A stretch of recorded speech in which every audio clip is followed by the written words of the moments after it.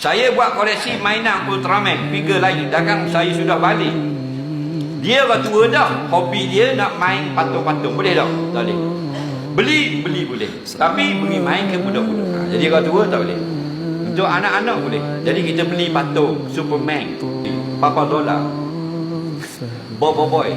Boleh beri ke cucu main. Boleh beri ke anak main. Caranya mereka itu kanak-kanak yang belum balik. Yang tak bolehnya kita ni anak-anak dara. Beli beg, teddy bag, kucing dan sebagainya, buat tak pada kati. Tujuh. Kenapa? Duk tengok artis gitu-gitu. Tak boleh.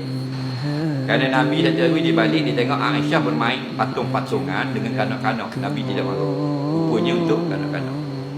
Cuma ulama fiqh kata, walaupun mainan yang untuk kanak-kanak, jangan jadikan perhiasan rumah. Lepas main, jangan susun lagu box jadi perhiasan. Kerana ada hadis, innal malaikata la tadkhulu baitan fihi suwar. Sesungguhnya malaikat tak akan masuk rumah yang ada patung.